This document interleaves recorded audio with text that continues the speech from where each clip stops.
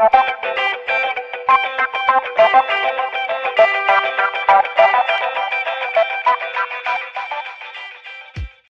à tous. Maintenant, on va essayer de parler un peu des méthodes pratiques pour calculer les résidus. D'abord, on commence par les pôles simples. Donc, soit f, une fonction qui admet un pôle simple en z0. Donc, si f admet un pôle simple au point z0, alors on a deux méthodes pour calculer le résidu de f en ce point-là. La première méthode, c'est résidus de f de z au point z égale à z0. C'est quoi? C'est c-1, indice moins 1 de la série de Laurent, qui est égal aussi à la limite lorsque z tend vers z0 de z moins z0 fois f de z. La deuxième méthode pour calculer la valeur de résidu pour un pôle simple, c'est quoi? C'est-à-dire, on va poser f de z égale à p de z sur q de z, tel que p de z0 est différent de 0. Résidus de f de z au point z égale à z0 égale résidu de p de z sur q de z au point z égale à z0 égale à p de z0 sur q' de z0. Et on va faire quelques applications. Par exemple, on considère la fonction f de z qui est égale 9z plus i sur z à la puissance 3 plus z. Alors, on va essayer de chercher les pôles de f de z. Les pôles de f de z, c'est l'ensemble des points tels que z à la puissance 3 plus z égale à 0.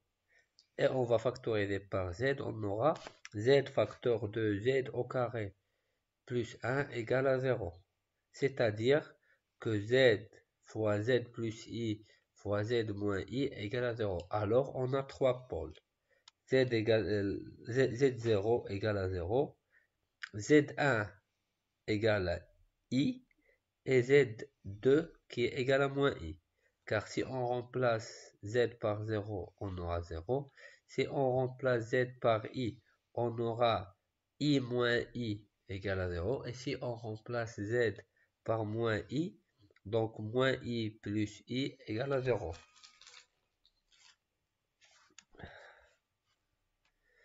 Calculons les valeurs des résidus au point 0. Donc, en utilisant la première méthode, qu'est-ce qu'on a? On a résidus de f de z au point z égale à 0, c'est égal à la limite lorsque z tend vers 0 de z f de z. Et on remplace f de z par sa valeur, ça sera égal à la limite lorsque z tend vers 0 de z fois f de z. Et f de z, c'est 9z plus i sur z à la puissance 3 plus z.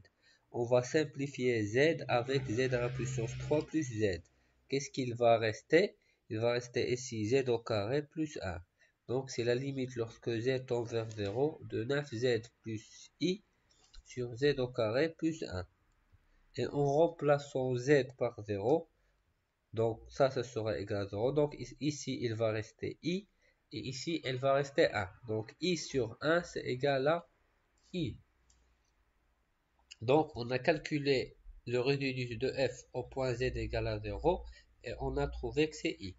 Maintenant, on va utiliser la deuxième méthode. Pour la deuxième méthode, on a z0 égale à 0 est un pôle simple de la fonction f de z égale p de z sur q de z, avec p de z égale 9z plus i et q de z égale z à la puissance 3 plus z. Alors, q' de z sera 3z au carré plus 1. Alors, le résidu de f de z au point z égale à 0, c'est égal à p de z, p de 0 sur q' de 0. Donc, p de 0, c'est égal à i, et q' de 0 sera égal à 1. Donc, i sur 1 égale à i. Maintenant, on va essayer de calculer le résidu pour le deuxième pôle de f. On a I est un pôle simple de f de z. On a I est un pôle simple de f de z, donc on peut calculer la valeur de résidu de f au point z égale à I par deux méthodes. La première méthode, le résidu de f de z au point z égale à I, c'est la limite lorsque z tend vers I de z moins I f de z. Et on remplace f par sa valeur, c'est 9z plus I sur z fois z moins I fois z plus I. Le z moins I va se simplifier avec z moins I et il va rester 9z plus I sur z fois z plus I. Lorsque I, z tend vers I. Et en remplaçant donc 9z, c'est-à-dire 9i plus I, c'est-à-dire 10i. Et si on remplace z par I ici, donc ça sera I facteur de 2i. Donc ça sera 10i divisé par I multiplié par 2i. Donc le I va se simplifier avec le I. Le 10 va se simplifier avec le 2. Il va rester 5 sur I. Et 5 sur I, c'est égal à moins 5i. Maintenant, en utilisant la deuxième méthode pour le point I. Qu'est-ce qu'on a? On a z0 égale à I est un pôle simple de la fonction f de z égale à p de z sur q de z. Avec p de z égale 9z plus I et q de z égale z à la puissance 3 plus z. Alors, q' de z sera 3z au carré plus 1. Maintenant, d'après la deuxième formule de calcul de résidus, qu'est-ce qu'on a? On a résidus de f de z au point z égale à I, c'est p de z 0 sur q' de z0, c'est-à-dire p de I sur q' de I. On calcule p de I. P de I, donc on va remplacer z par I. Ça sera 9i plus I, ça sera 10i. Et q' de I, on va remplacer q', on va remplacer z par I. Donc I au carré, c'est moins 1. Moins 1 fois 3, c'est moins 3 plus 1. Donc ça sera moins 3 plus 1. Donc moins 3 plus 1, c'est moins 2. Donc ça sera 10i sur moins 2. Ça sera moins 5i. Et on remarque qu'on a retrouvé la même valeur, soit en utilisant la première méthode ou en utilisant la deuxième méthode. Maintenant, on va essayer de calculer la valeur de résidu pour moins i. On a le résidu de f de z pour z égale à moins I, c'est égal, en utilisant la première méthode, c'est la limite lorsque z tend vers moins I de z moins z0 f de z, avec z0 égale à moins I. Ça sera égal à la limite lorsque z tend vers moins I de z plus I f de z. On va remplacer f de z par sa valeur. Ça sera égal, la limite lorsque z tend vers moins I, de z plus I multiplié par 9i, 9z plus I sur z multiplié z moins I multiplié par z plus I.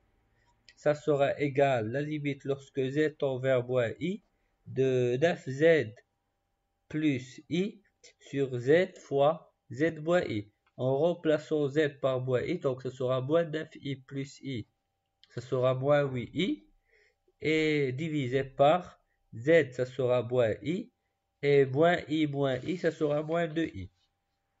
Moins I va se simplifier avec moins I, le 8 va se simplifier avec le 2, et il va rester 4 sur moins I, et 4 sur moins I, c'est 4i.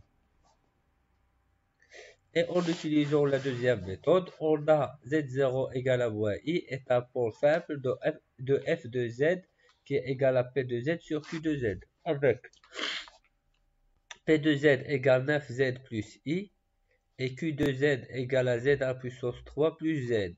Alors q' de z, ça sera 3z au carré plus 1. Et on a le résidu de f de z au point z égale à moins 1, c'est p de moins I sur q' de moins I. Si on remplace P, le Z par moins I, ça sera moins 9I plus I. Donc ça sera moins 8I. Et si on remplace Q'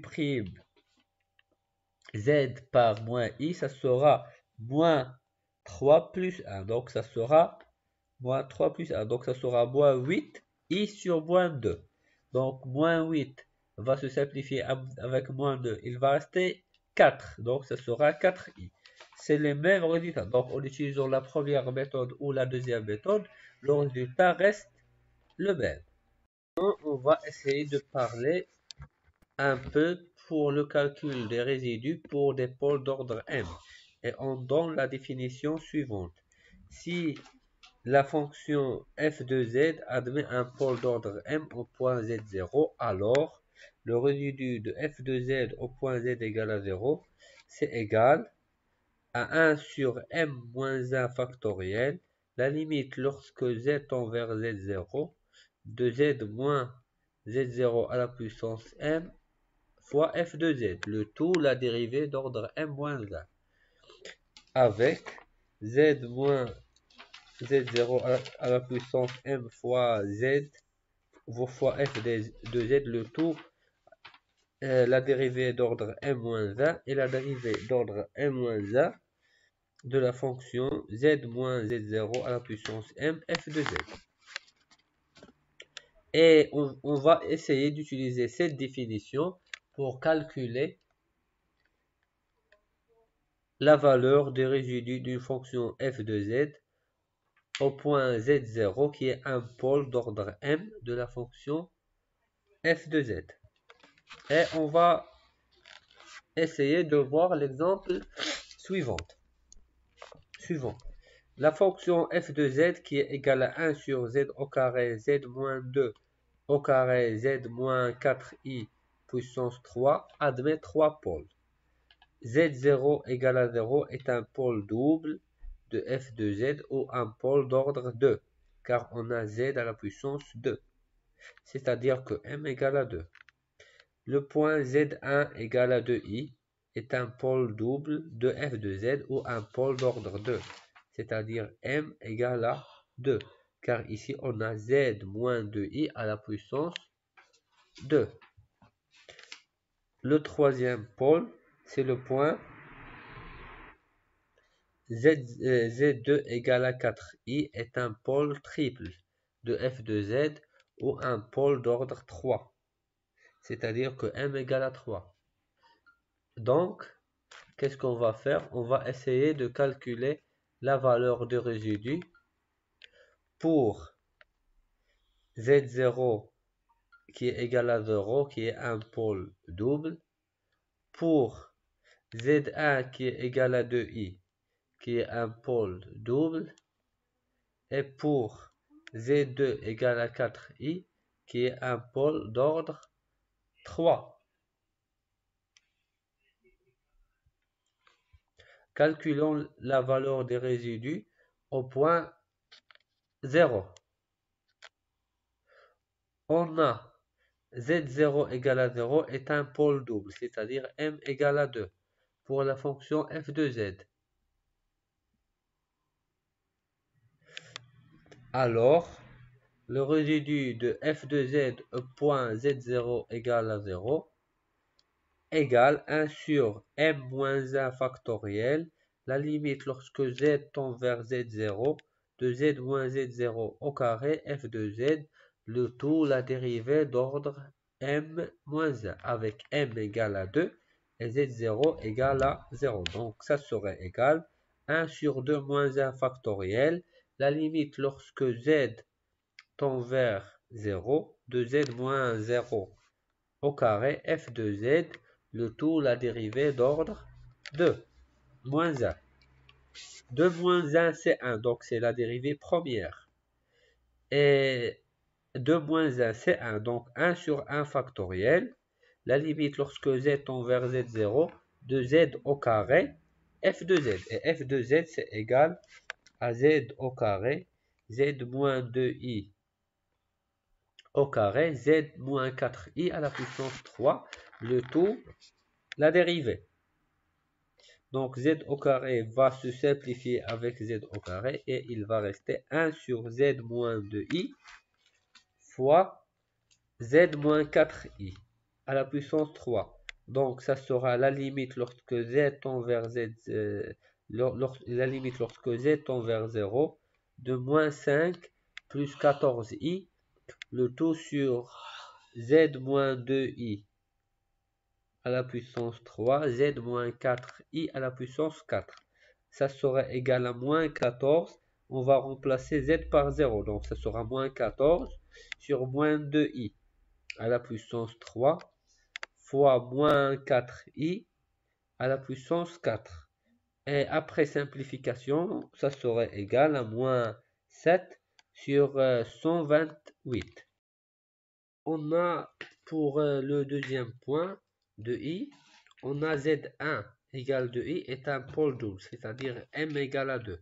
Pour la fonction f de z, alors le résidu de f de z au point z1 égale à 2i égale 1 sur m-1 factoriel, la limite lorsque z tend vers z1, de z moins z1 au carré, f de z, le tout à la puissance m-1, avec m égale à 2 et z1 égale à 2i. C'est 1 sur 2 moins 1 factoriel, la limite lorsque z tend vers 2i, de z moins 2i à la puissance 2, f de z, le tout à la puissance, la dérivée première. Car 2 moins 1, c'est la dérivée première. Et on remplace f de z par sa valeur. On aura 1 sur 1 factoriel, la limite lorsque z tend vers 2i, de z moins 2i au carré va se simplifier avec z moins 2i au carré. Il va rester 1 sur z au carré multiplié par z moins 4i à la puissance 3. Le tout, la dérivée première. Ça sera égal, la limite lorsque z tend vers 2i, de moins 5z plus 8i sur z au carré fois z moins 4i à la puissance 3. Donc, ça sera égal la limite lorsque z tend vers 2i, 2i au carré multiplié par moins 2i à la puissance 3. Et ici, on a moins 2i. Donc, on simplifie, ça sera moins 2i sur moins 32i. Et on simplifie moins 2i avec moins 32i, c'est 1 sur 16. Pour le troisième point, c'est-à-dire z2 égale à 4i. On a z2 égale à 4i est un pôle triple, c'est-à-dire m égale à 3. Pour la fonction f de z, alors, le résidu de f au point z2, qui est égal à 4i, c'est égal à 1 sur m moins 1 factoriel. La limite lorsque z tend vers z2, de z moins z2 à la puissance m, f de z, le tout, la dérivée d'ordre m moins 1, avec m égale à 3 et z2 égale à 4i, ça va devenir 1 sur 3 moins 1 factoriel. La limite lorsque z tend vers 4i, de z moins 4i à la puissance 3, f de z, tout ça, la dérivée à la puissance 3 moins 1. 3 moins 1, c'est-à-dire 2, la dérivée seconde.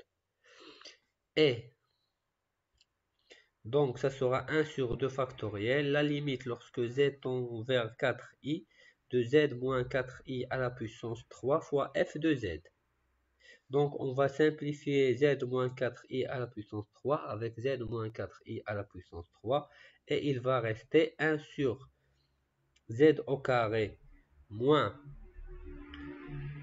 2i, le tout à la puissance de la dérivée seconde. Ça sera égal à 1 demi, la limite lorsque z tend vers 4i, la dérivée de 4z moins i sur z à la puissance 3 multiplié par z moins 2i à la puissance 3. Et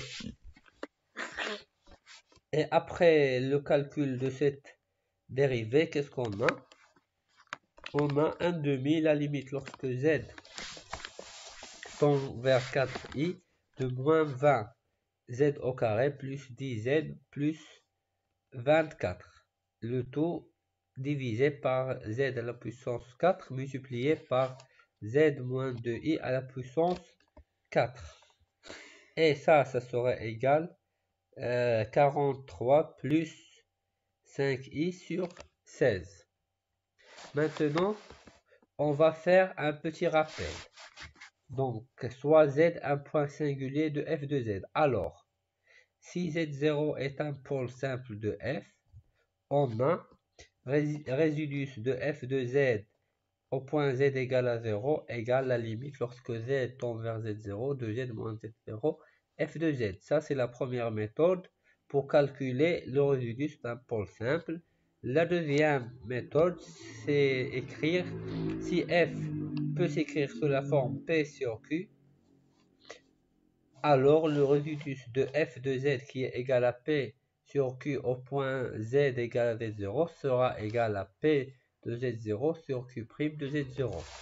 Et si z0 est un pôle d'ordre supérieur à 1 de f de z, alors le résidu de z de f de z au point z égale à z0, ça sera égal à la limite lorsque z tend vers z0 de 1 sur k-1 factoriel, la dérivée d'ordre k-1 de la fonction z moins z0 à la puissance 4 f de z. Maintenant, on va essayer d'introduire le théorème des résidus, qui est le théorème le plus important dans ce chapitre. Et on va dire, soyons z1, z2 jusqu'à zp un nombre fini de points singuliers de f de z, avec f de z est une fonction holomorphe sur un domaine U, moins z1, z2 jusqu'à zp, et gamma est un circuit dans U. Alors, tel que z1, z2 jusqu'à zp est inclus à l'intérieur de gamma. Alors, l'intégrale sur le circuit fermé gamma de f de z dz sera égale à 2i multiplié par la somme des résidus de f de z au point zk pour k allant de 1 jusqu'à p. Et on va aussi introduire le lemme de Jordan. Maintenant, soit f de z une fonction holomorphe, et soit u c'est l'ensemble des points dans le plan complexe tel que l'imaginaire de z est positif. On est moins les points singuliers z1, z2 jusqu'à zk. Avec les zk sont des points singuliers de f pour k allant de 1 jusqu'à p. Et on suppose de plus que le module de z fois f de z égale à 0 lorsque le module de z tend vers l'infini. Donc on suppose que le module de z fois f de z égale à 0 lorsque le module de z tend vers l'infini. Et soit gamma le demi-cercle supérieur de centre 0 et de rayon R supérieur à 0, c'est-à-dire ce demi-cercle-là. Donc voilà le plan complexe. Voilà le demi-plan supérieur, c'est-à-dire l'imaginaire supérieur à 0. Et voilà le demi-plan inférieur, c'est-à-dire l'imaginaire de z inférieur à 0. Et on considère gamma R+, c'est le demi-cercle supérieur orienté de R vers moins R. Puisque gamma R+ est un demi-cercle, alors la paramétrisation convenable, c'est quoi? C'est Z égale à R exponentielle Iθ, avec θ varie entre 0 et pi. Donc, gamma R+, est le demi-cercle supérieur de centre 0 et de rayon R supérieur à 0. On pose et on considère la paramétrisation Z égale à R exponentielle Iθ. Alors, l'intégrale sur le demi-cercle supérieur orienté de R vers moins R de f de z dz sera égal au module de l'intégrale entre 0 de z sera remplacé par R exponentielle Iθ, la paramétrisation. Donc dz sera égal à IR exponentielle Iθ dθ. Et, et l'angle θ va varier entre 0 et pi. Et on sait que l'intégrale, le module de l'intégrale est inférieur à l'intégrale du module. Comme on a vu en terminale, la valeur absolue de l'intégrale est supérieure à l'intégrale de la valeur absolue. Donc, on fait entrer le module à l'intérieur. Donc, on fait inférieur ou égal. Donc, ça sera l'intégrale entre 0 et pi.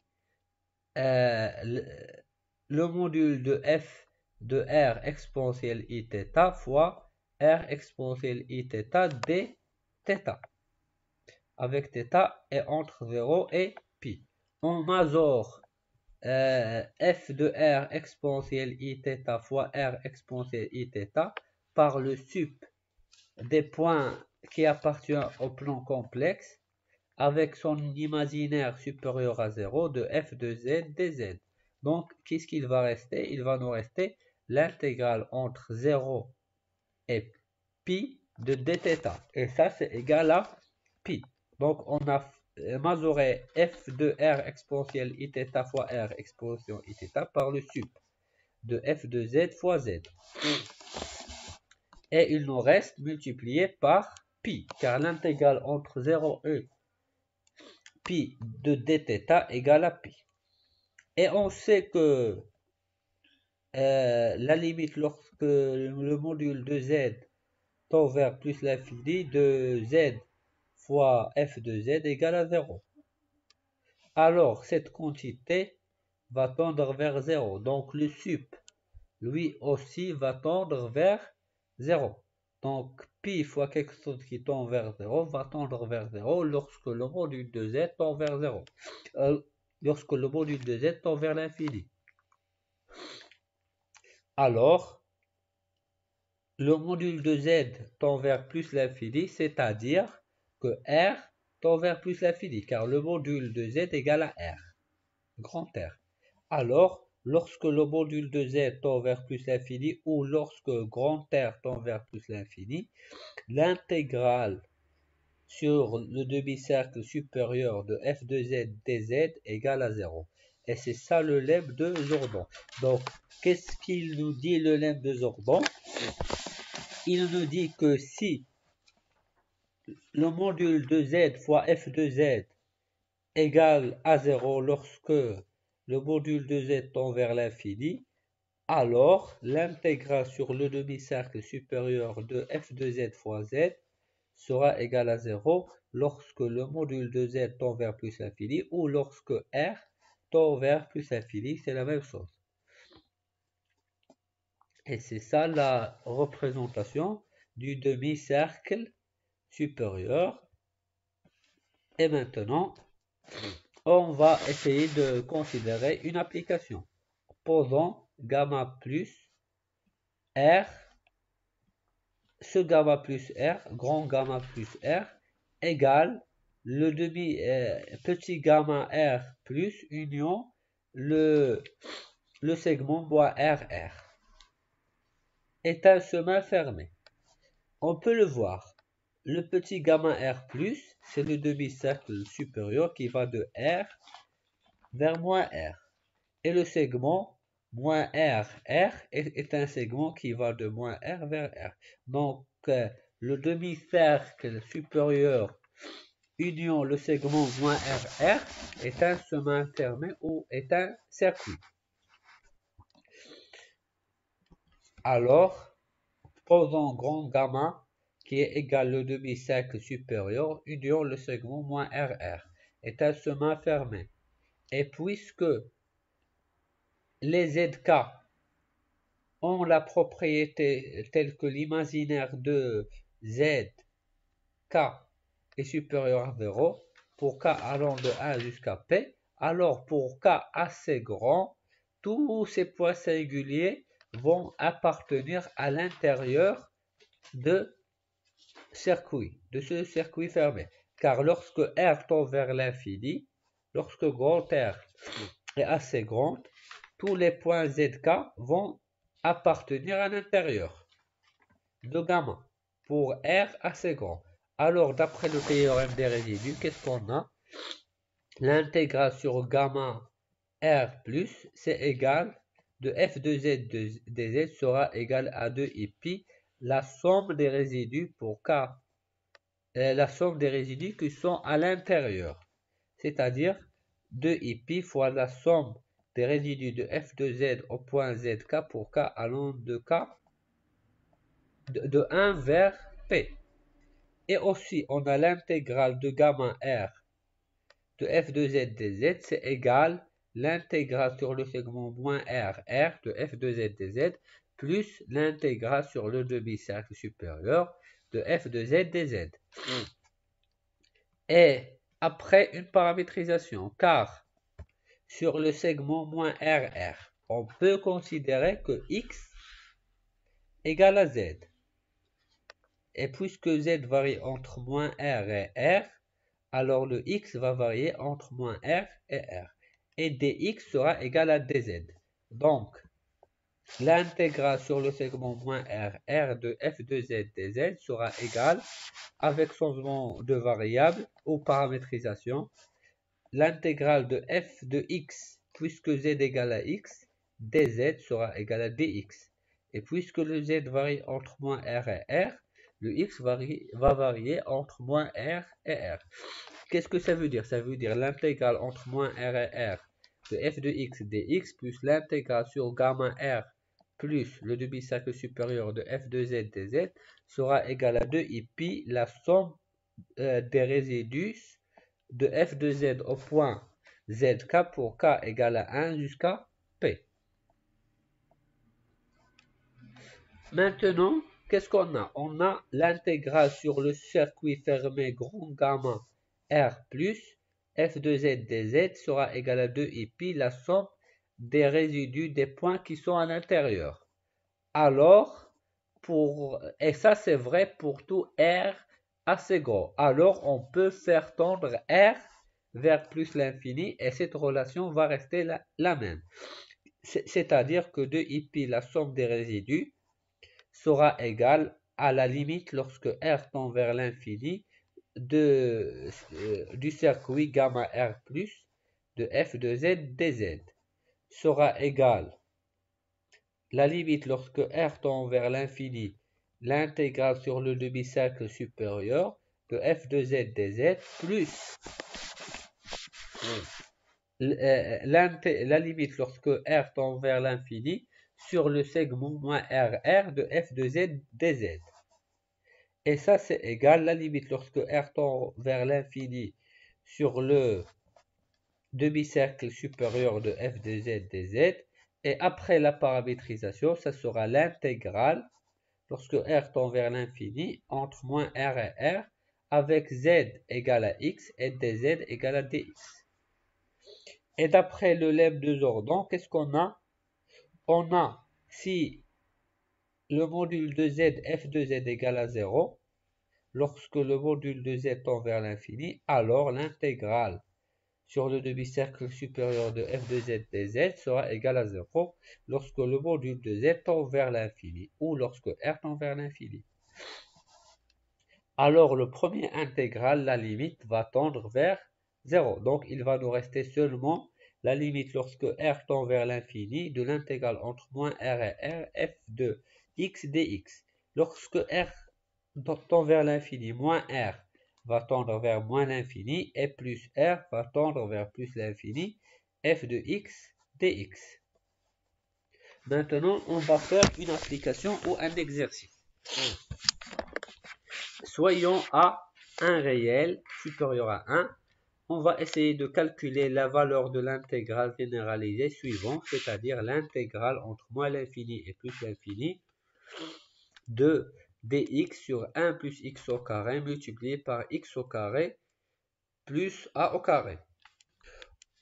Et pour calculer cette intégrale-là, c'est pas classique, c'est pas facile à calculer. C'est pourquoi on va essayer d'appliquer le théorème des résidus qu'on vient de voir dans le cours. Donc, on va poser d'abord la fonction à variable complexe f de z égale à 1 sur 1 plus z au carré plus a au carré. Qu'est-ce que ça veut dire? Ça veut dire on a remplacé x par z. La première étape, c'est quoi? C'est essayer de détecter les pôles de la fonction f de z. C'est-à-dire, on va essayer de calculer les points singuliers de la fonction f de z. On a les points singuliers, ce sont l'ensemble des points tels que 1 plus z au carré fois z au carré plus a au carré égale à 0. Donc 1 plus z au carré fois z au carré plus a au carré égale à 0. Ça veut dire que 1 plus z au carré égale à 0 ou z au carré plus a au carré égale à 0. 1 plus z au carré égale à 0 veut dire que z au carré égale à moins 1. Et z au carré plus a au carré égale à 0 veut dire que z au carré égale à moins a au carré. Équivalent à dire, si z au carré égale à moins 1, alors z égale à i, car i au carré c'est égal à moins 1, ou z égale à moins i, car moins i au carré c'est aussi égal à moins 1. Et z au carré égale à moins a au carré. Alors, puisque a c'est un réel, alors z sera égal à i fois a, ou z sera égal à moins i fois a. Donc, on a 4 points singuliers. Donc, la fonction f de z admet 4 points singuliers. Ces 4 points singuliers sont z0 égale à i, z1 égale à moins i, z2 égale à ia et z3 égale à moins ia.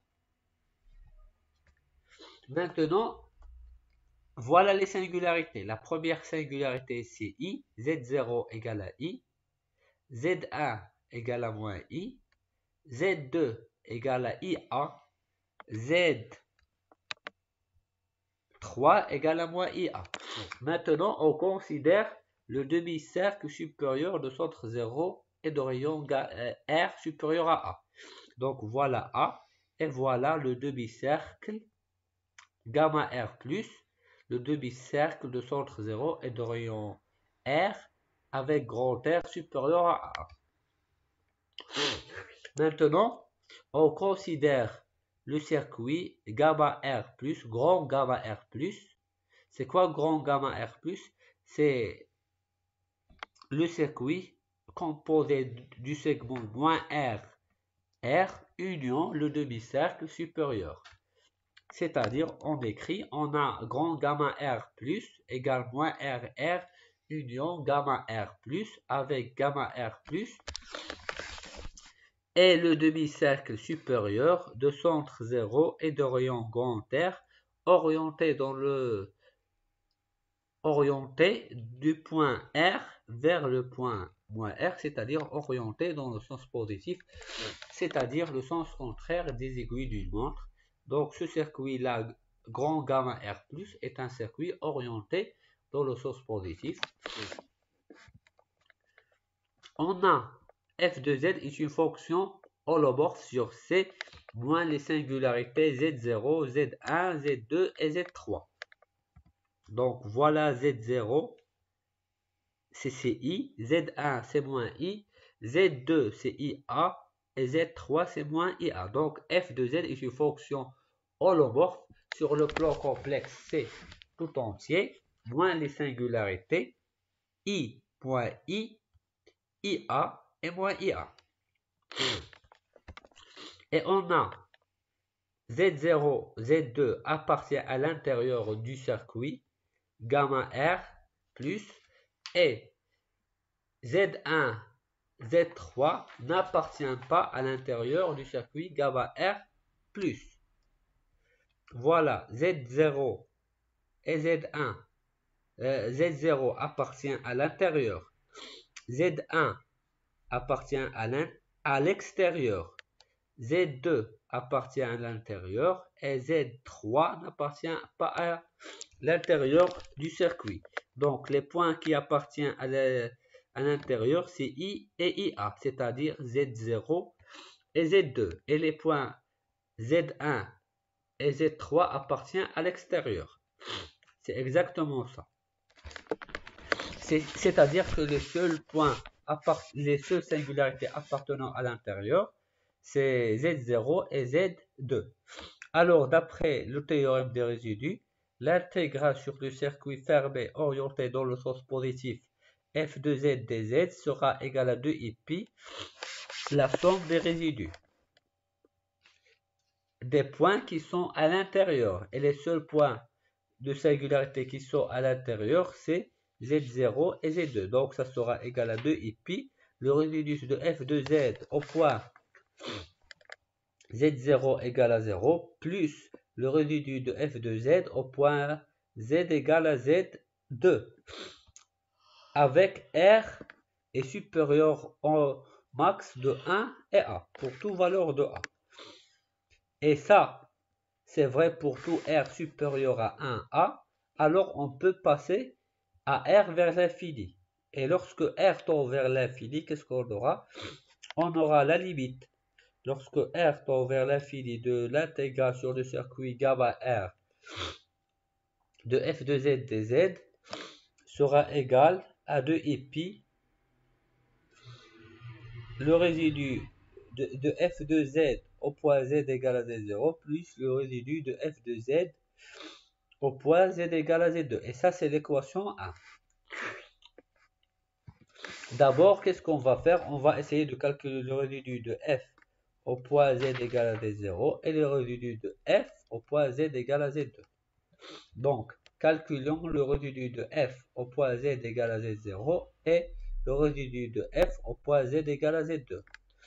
Au point z égale à z0, on a z0 égale à i, est un pôle simple, c'est-à-dire un pôle d'ordre 1 de la fonction f de z. Alors, d'après la formule pratique de calcul de résidu, puisque z0 est un pôle simple, on a deux méthodes pour calculer la valeur de résidu. On va essayer ici d'appliquer la deuxième méthode. Donc, le résidu de f de z au point z égale à i, c'est quoi? C'est la limite lorsque z tend vers i de p de z sur q' de z, avec p de z égale à 1 et q de z égale à 1 plus z au carré plus a au carré. Le tout, donc, ça c'est égal à la limite lorsque z tend vers i, p de z égale à 1 et q' de z sera égal à la dérivée de 1 plus z au carré multiplié par z au carré plus a au carré. Donc, ça sera la limite lorsque z tend vers i de 1 sur 2z fois z au carré plus a au carré plus 2z fois 1 plus z au carré. Donc, si on remplace z par i, donc z au carré, ça sera moins 1. 1 moins 1 égale à 0. Donc, le deuxième terme va partir et il va nous rester seulement le premier terme. Donc, ça sera 1 sur 2z fois z au carré plus a au carré. Et on remplace z par i. Donc, ça sera 2i a au carré. Et i au carré, ça sera moins 1. Donc, a au carré moins i au carré. Maintenant, on va essayer de calculer le résidu au point z2. Donc, on a z2 égale ia, est un pôle simple de la fonction f de z. Alors, d'après la formule pratique des calculs de résidu, on a le résidu de f de z au point z égale à ia, c'est égal à la limite lorsque z tend vers ia de p de z sur q' de z, égale la limite lorsque z tend vers ia, p de z égale à 1 et q de z égale à 1 plus z au carré plus a au carré. Donc, le tout prime. Donc, si on dérive cette fonction, on aura la limite lorsque z tend vers ia de 1 sur 2z z au carré plus a au carré plus 2z 1 plus z au carré. Donc, si on remplace z par ia, z au carré sera moins a au carré. Donc, moins a au carré plus a au carré sera égal à 0. Donc, le premier terme va partir. Il va nous rester seulement le deuxième terme. C'est-à-dire, si on remplace z par ia, donc ça sera 2ia, 1 moins i, 1 moins a au carré. Donc, ça sera 1 sur 2ia, 1 moins a au carré.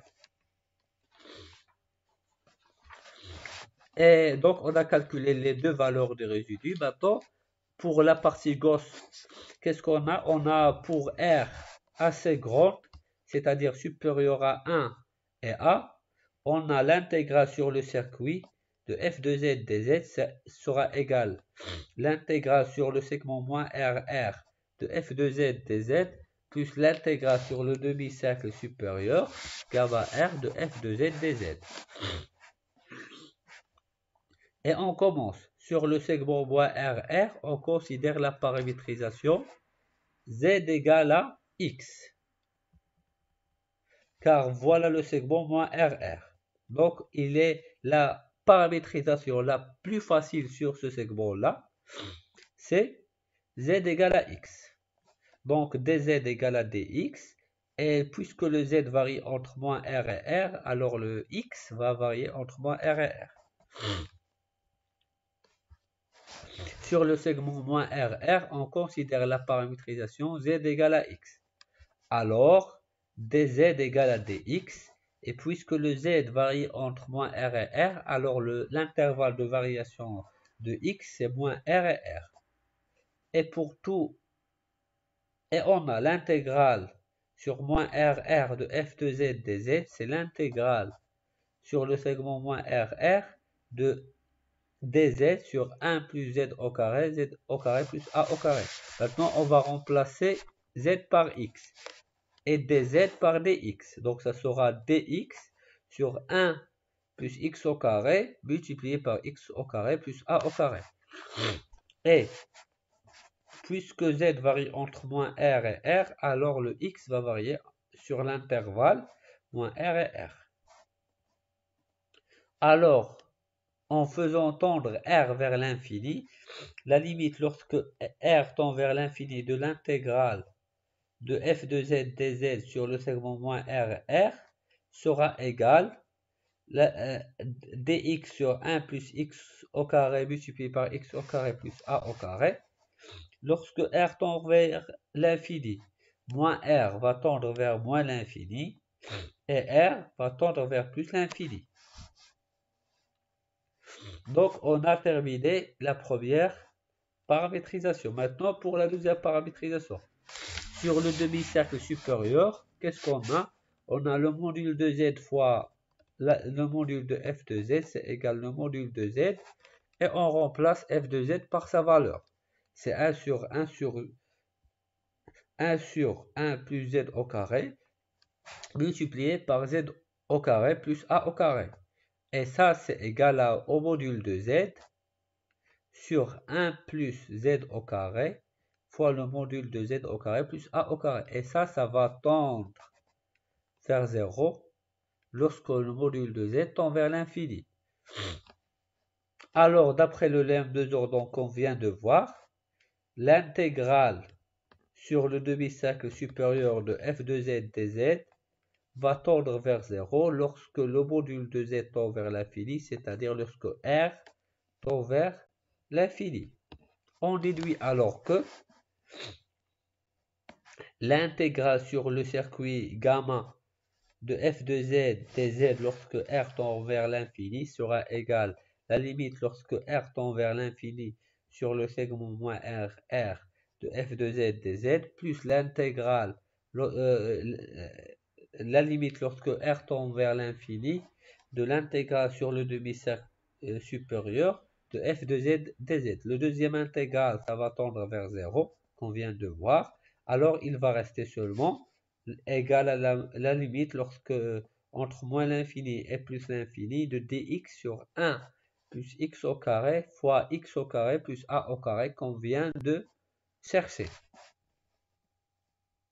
Alors, d'après 1, 2, 3 et 4, on peut déduire que l'intégrale entre moins l'infini et plus l'infini de dz dx sur 1 plus x au carré plus a au carré, c'est égal à quoi? Égal la limite lorsque r tend vers l'infini sur le circuit gamma r de f de z dz. Et ça, c'est égal à quoi? C'est égal à la somme des deux résidus.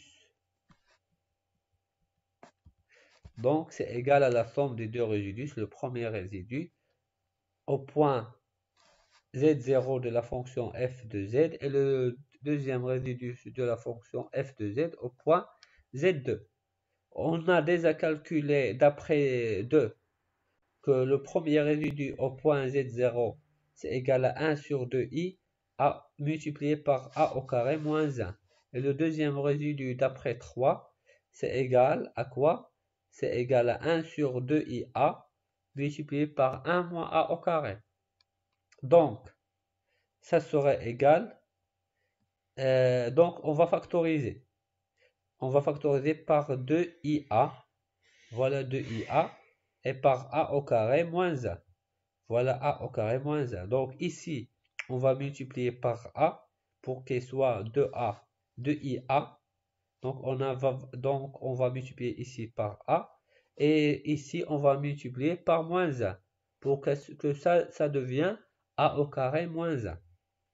Et on aura 2i pi multiplié par a moins 1 divisé par 2ia fois a au carré moins 1. On va simplifier 2ia avec 2ia. Qu'est-ce qu'il va rester?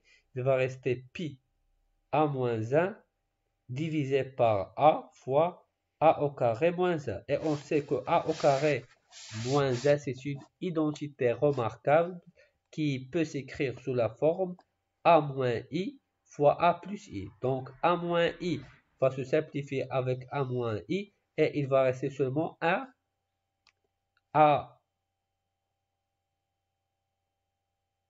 moins 1 fois a plus 1. Donc a moins 1 va se simplifier avec a moins 1 et il va rester seulement a plus 1.